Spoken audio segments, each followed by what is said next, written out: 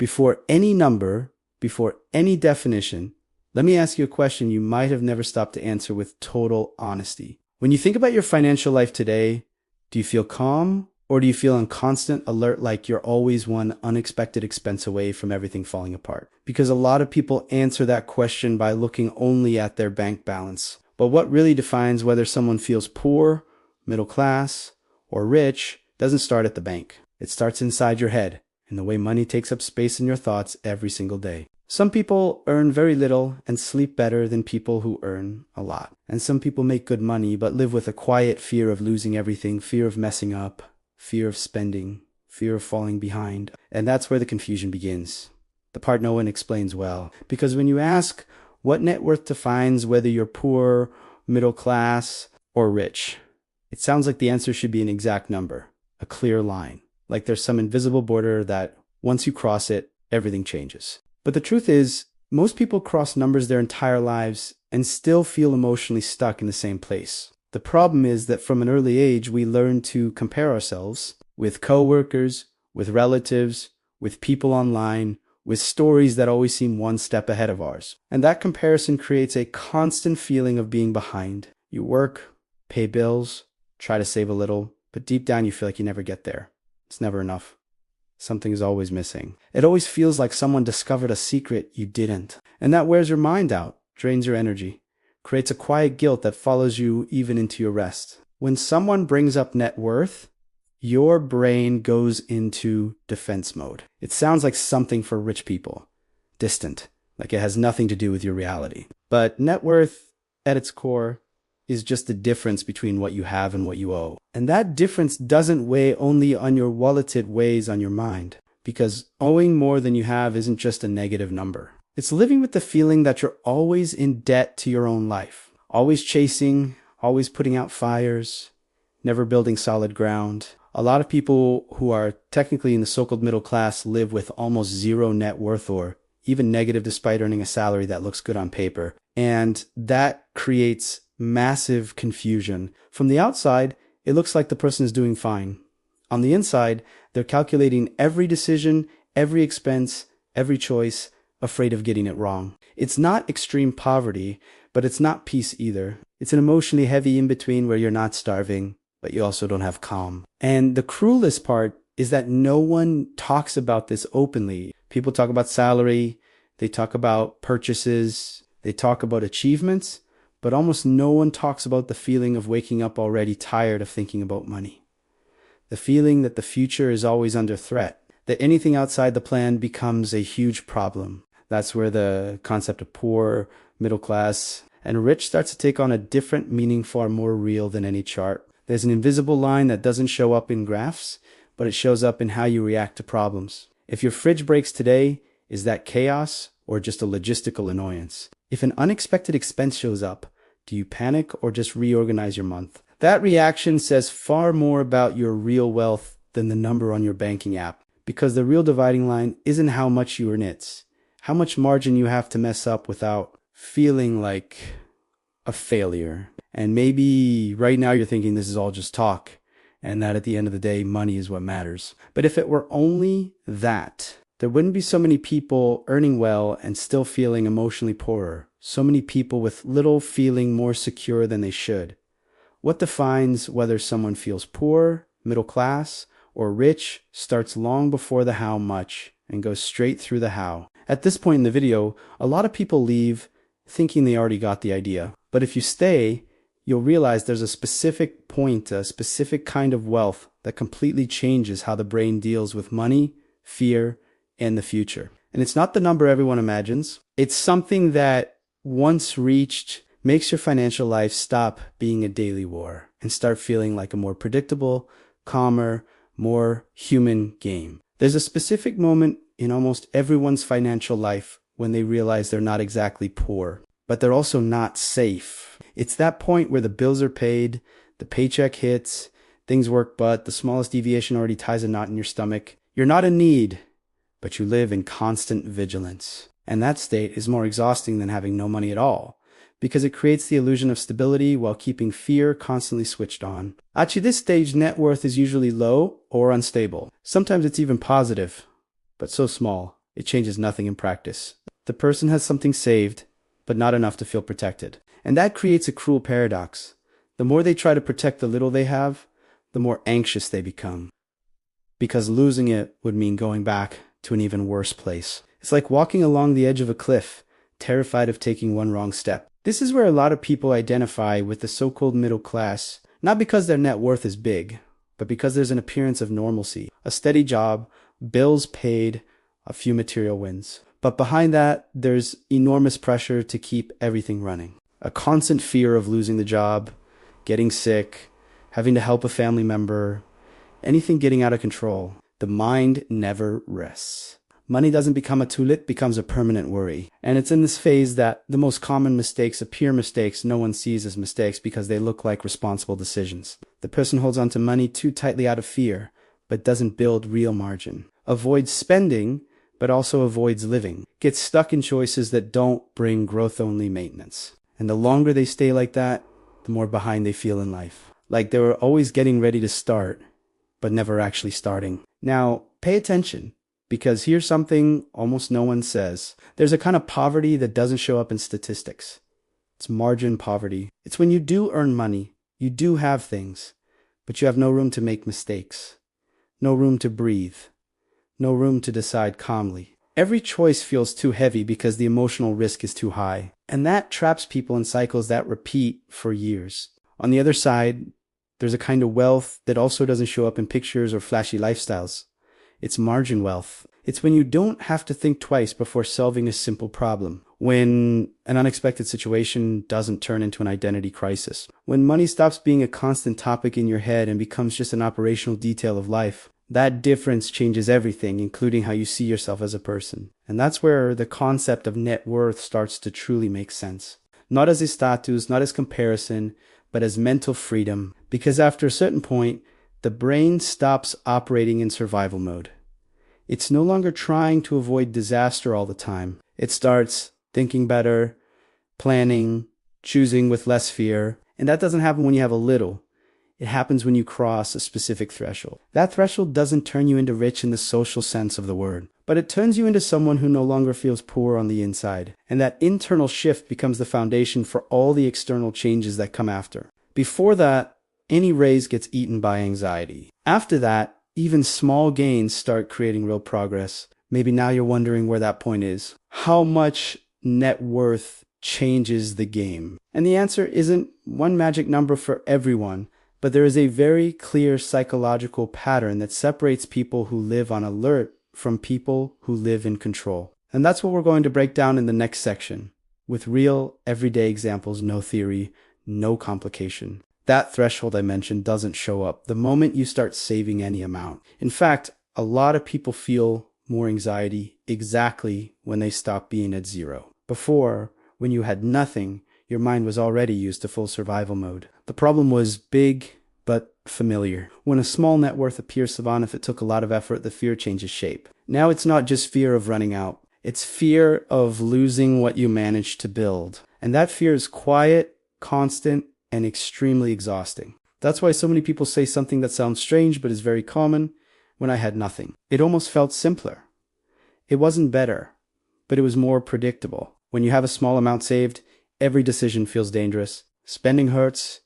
Investing feels scary. Leaving it sitting there creates guilt. Your mind gets trapped in a constant state of alert, like you're protecting something too fragile to touch. And that isn't wealth.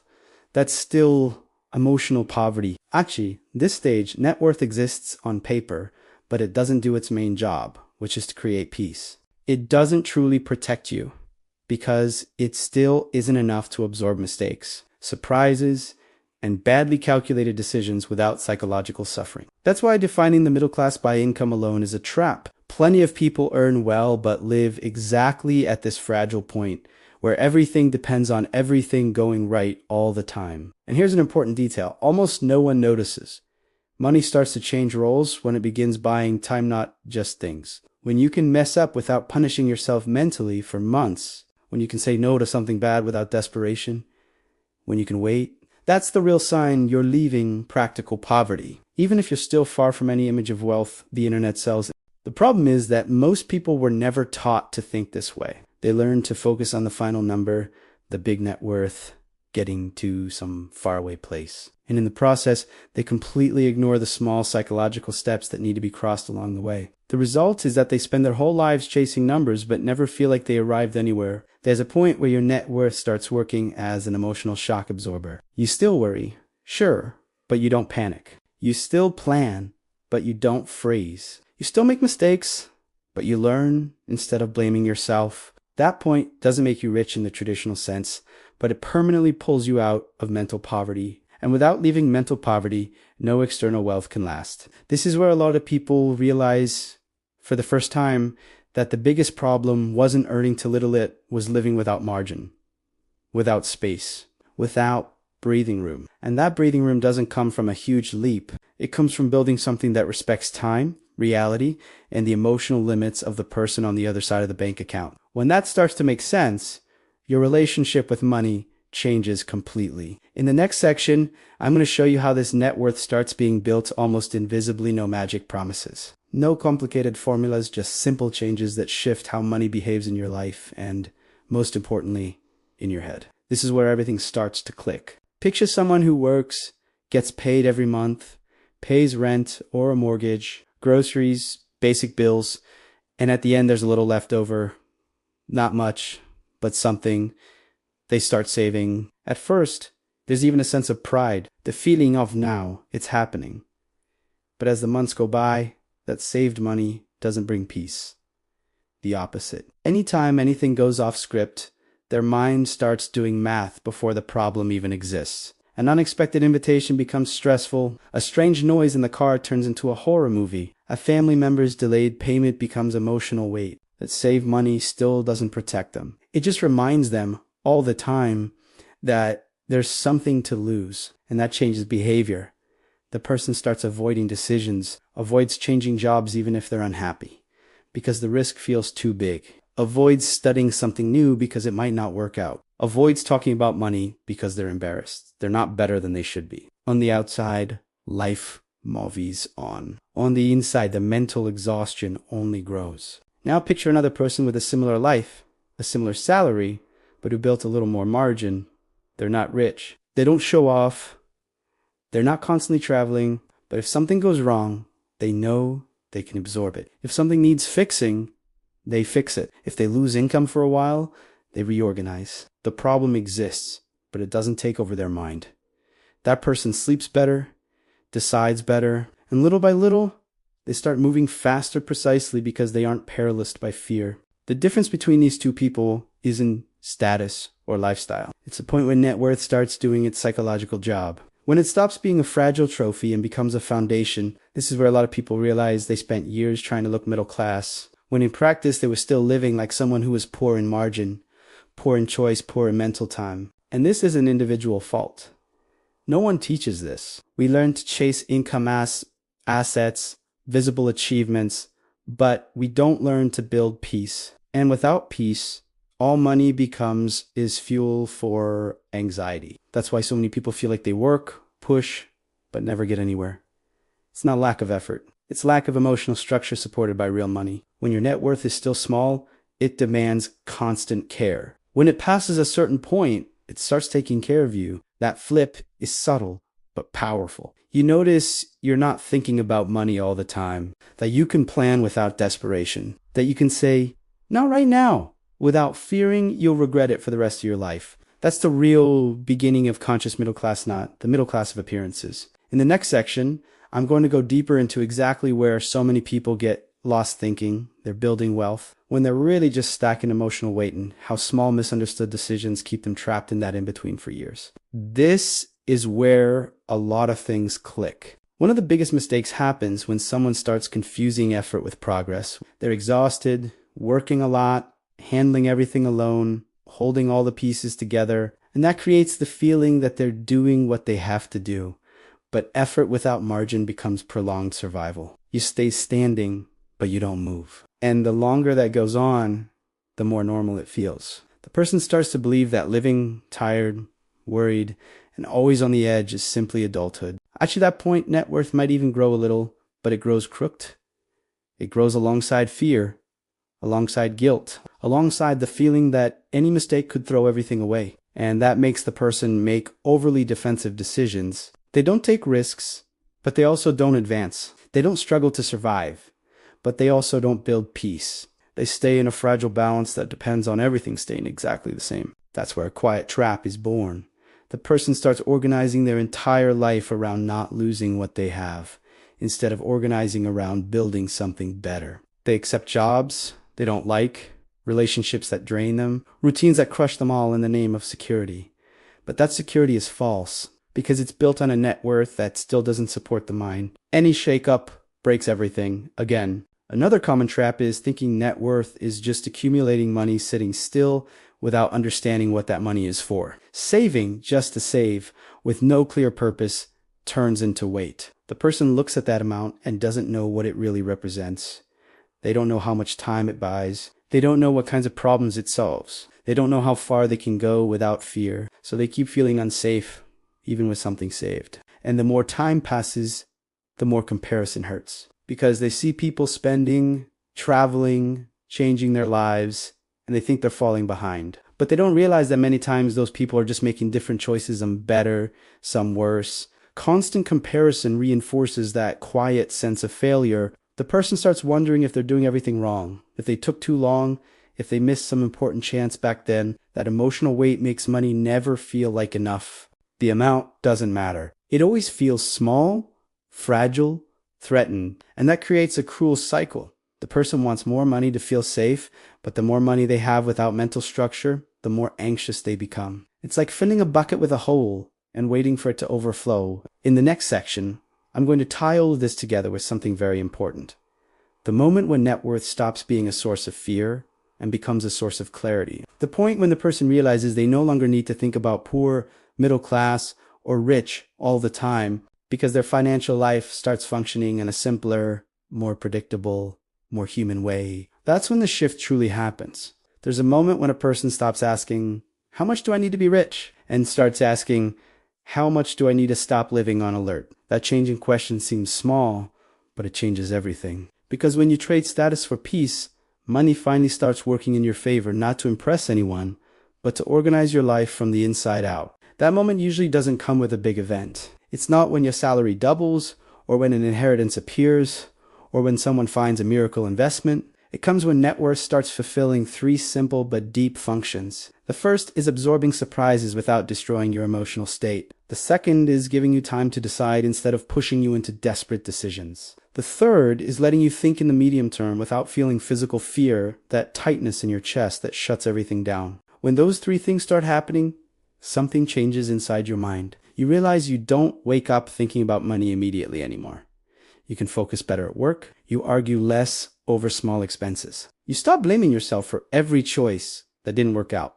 And that doesn't make you rich in the popular imagination, but it permanently pulls you out of the state of mental poverty. This is where you can answer the title question honestly. There isn't one single net worth that defines poor, middle class, or rich for everyone. What exists are ranges of feeling. People living with negative or unstable net worth live in survival. People living with a very small net worth live in vigilance. People who cross the point where surprises stop being crises enter real psychological middle class. And people who build enough net worth to not have to think about money often enter a kind of wealth almost no one talks about because it doesn't get likes or show off. And you know what's most interesting? When someone reaches that point, they stop comparing so much. Because comparison loses power when you feel your life is under control. They stop chasing labels, stop trying to prove something, stop living in a hurry. And ironically, that's exactly when growth starts happening more consistently and with less pain. The question, am I poor, middle class, or rich, only hurts so much when you don't have clarity. When clarity comes, the label becomes secondary. What matters becomes whether you can sleep peacefully, solve problems without panic, and make choices without the constant fear of messing up. That's the net worth that changes the game. Everything else comes after. In the next section, I'm going to close this idea by showing how you start walking toward that point of peace without magic promises, without unrealistic formulas, but with a simple logic that respects the reality of someone who's tired, behind, and mentally overloaded. This is where a lot of people feel relief for the first time. When someone starts to understand they don't need to reach a magic number to stop feeling bad, something loosens inside. They realize they spent years beating themselves up for not being rich, when in reality what they never had was structure to breathe. They never had space to make mistakes without punishing themselves. They never had mental time to think clearly. And none of those problems get solved with status. They get solved with a base. Building that base starts when money gets a clear job. It's not saving out of fear, it's saving to protect your mind. It's not accumulating out of comparison, it's accumulating to by time. It's not saving to feel better than someone, it's saving to stop feeling worse about yourself. When that logic changes, behavior changes with it without willpower, without extra suffering. The person starts stopping the stops spending to compensate for frustration, stops clinging to money in panic, stops believing that any wrong choice defines who they are. Money stops being a judge and becomes a tool. And that, little by little, creates a different cycle. Less anxiety leads to better decisions. Better decisions lead to more stability. More stability leads to even less anxiety. It's a quiet cycle, but powerful. This is where the middle class label stops feeling heavy, because middle class, in practice, isn't who has certain stuff, it's who has margin. Margin avchimi, margin of choice, margin emotionally. Someone who isn't counting the days until payday. Someone whose body doesn't freeze at a simple surprise. Someone who can look at the future without feeling ashamed of the present. And when someone gets there even still far from any idea of traditional wealth, something shifts in posture. They walk differently, decide differently, position themselves differently, not because they have a lot of money, but because they stop living with constant fear. And it's exactly that state that allows net worth to keep growing now in a healthier, more consistent, less painful way. In the next and final section, I'm going to tie all of this together directly, answering the video's question once and for all, not with a cold number, but with clarity that brings peace and closing, with an invitation for anyone who wants to leave this state of confusion and start building that base for real. The net worth that defines whether someone is poor, middle class, or a hishi duesniti begin with a fixed number. It begins with the absence or presence of margin. Poor isn't only someone who earns little. Poor is someone who lives without room to make mistakes, without time to decide, without breathing room. Someone whose body is always on alert, waiting for the next problem, feeling guilt over every choice and shame for not having made it there yet. Middle class, in practice, is someone who left survival but hasn't left vigilance. Someone who pays the bills, keeps things running, but still feels constant fear of losing what they built. Someone who has something saved, but not enough for that money to do its psychological job. Looks fine on the outside, exhausted on the inside. Rich in the real and rarely discussed sense is someone who built enough net worth to not have to think about money all the time. It's not about showing off, it's about mental silence. It's about solving problems without drama, making decisions without panic, and looking at the future without that tightness in your chest. It's money stopping being an emotional topic and becoming just a logistics issue. When you understand that, you stop comparing so much. Stop blaming yourself so much. Stop chasing labels that don't truly change your life, and you start focusing on what actually matters. Leaving survival, crossing vigilance, and building margin. Because that margin changes everything, not only your balance, but your mind, your behavior, and over Chimi, your financial story itself. If this video made sense to you, if at any point you felt like I was describing your life, hit like now, because that helps the video reach more people who are also tired of feeling lost with money. Subscribe to the channel, because here we talk about money the way no one talks about it, no judgment. No empty promises, just clarity and reality. And if you made it to the end, comment the word margin down below. I want to know who stayed until the end and who's ready to stop living on the edge and start building a financial life with more peace.